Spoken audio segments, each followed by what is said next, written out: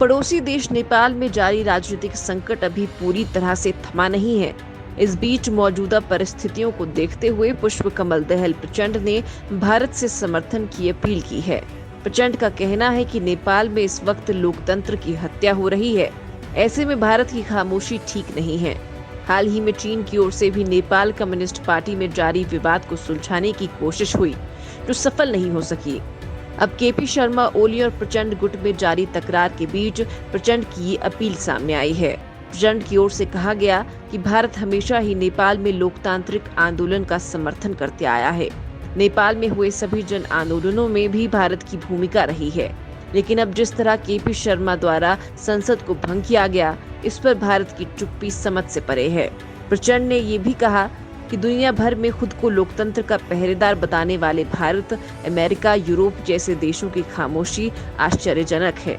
अगर भारत सही में लोकतंत्र का हिमायती है, तो उसे नेपाल के प्रधानमंत्री के द्वारा उठाए गए इस अलोकतांत्रिक कदम का विरोध करना चाहिए। हालांकि प्रचंड ने ये भी कहा कि चीन भी उनका समर्थन करने को तैयार नहीं है।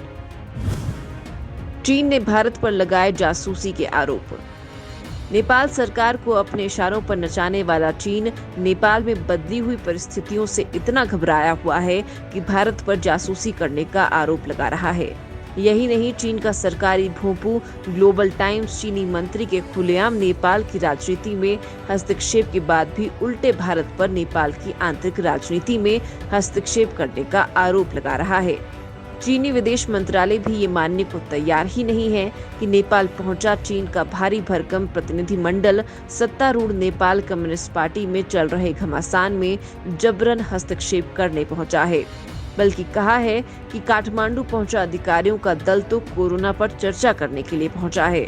चीन के सरकारी भोंपू ग्लोबल टाइम्स ने फुदान यूनिवर्सिटी के प्रोफेसर लिन मिनवांग के हवाले से कहा है, चीन ने बेल्ट एंड रोड के तहत नेपाल में बड़े पैमाने पर निवेश किया है और यही वजह है कि नेपाल के हालात पर चीन की चिंता करने का वाजिब कारण है।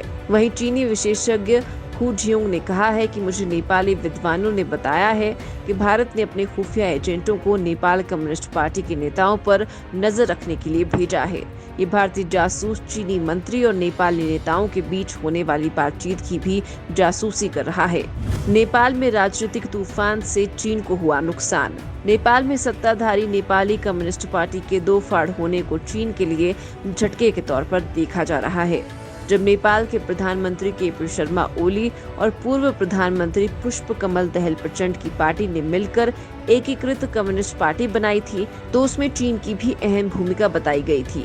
2018 में प्रचंड और ओली ने अपने धड़ों को मिलाकर नेपाली कम्युनिस्ट पार्टी बनाई थी। इस साल भी जब जब दोनों नेताओं के बीच मतभेद बढ़ते नजर आए, नेपाल में चीनी राजदूत हो यांगी सक्रिय रही। लेकिन इन सारी कोशिशों के बावजूद ओली ने इस महीने राष्ट्रपति से सिफारिश कर संसद भंग करवा दी और समय से पहले चुनाव का ऐलान कर दिया। ओली के इस कदम के बाद पार्टी पूरी तरह से दो धड़ों में बंट गई है। कहा जा रहा है कि ओली के इस फैसले से चीन की बेचैनी बढ़ गई है। चीन ने अपने खास दूतों को भी नेपाल में भेजा है, लेकिन बात बनती नजर नहीं आ रही है। चीन की चिंता सिर्फ नेपाल कम्युनिस्ट पार्टी में पैदा हुए संकट को लेकर ही नहीं है, बल्कि उसे डर है कि मौजूदा राजनीतिक अस्थिरता का नेपाल चीन के रिश्तों पर भी असर पड़ सकता है। कहा जा रहा है कि कम्युनिस्ट पार्टी में पड़ी फूट के बाद नेपाल में चीन विरोधी या चीन के पक्ष में कम झुकी हुई सरकार भी बन सकती है। इससे नेपाल में चीन के निवेश और उसके हितों को नुकसान पहुंच सकता है। चीन की लगातार यही कोशिश रही है कि ओली और प्रचंड गुट के बीच पनपे मतभेद सुलझा लिए जाएं, ताकि संसद में कम्युनिस्ट पार्टी की सरकार बहुमत में बनी रहे। क्योंकि अगर पार्टी विभाजित होती है तो इसकी अच्छी खासी संभावना है कि नेपाली कांग्रेस पार्टी चुनाव जीत जाए, जिसका झुकाव भारत की तरफ रहा है। 2015 में भारत नेपाल के बीच आई थी दरार।